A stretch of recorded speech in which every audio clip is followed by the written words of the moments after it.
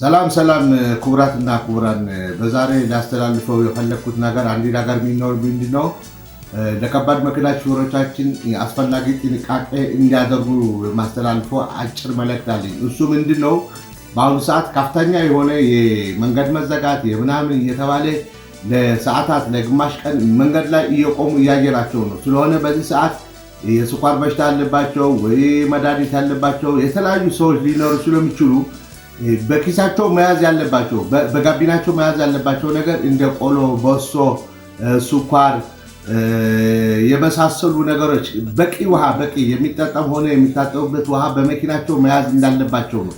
ምክንያቱም ሹፌሮቻችን ሲነዱ አድረው ሲነዱ አርፍደው እዛ ቁርስ እንደርሳለን እዛ ምሳ እንደርሳለን እያሉ ምግብ ሳይበሉ ቀን ሙሉ የሚውሉበት ሁኔታ ማለት። ስለዚህ ይሄን ነገር ሹፌሮቻችን ለከፍተኛ ጉዳትና ለከፍተኛ ብስጭት ሊያደርሳቸው ስለሚችል በቂ የሆነ ዝግጁ በኪሳቸው በጋቢናቸው በቂ የሆነ የማይበላሹ ምግቦችን መያዝ አለባቸው። ጥንቃቄ ለራስ የሚባለው እንደዚህ ስለሆነ ለረሃብ ለብስጭት ሌላ ነገር ከመደረጋችሁ በፊት ለራሳችሁ የሚሆናችሁ ምግብና ውሃ በበቂ ሁኔታ በጋቢና ውስጥ መያዝ አለባችሁ። እሱ ቅድም እንዳልኳችሁ እንደ በሶ፣ ቆሎ፣ ሹሮ፣ ስኳር የመሳሰሉ ነገሮች በጋቢናችሁ መያዝ አለባችሁ። ለራሳችሁ መስነፍ የለባችሁ።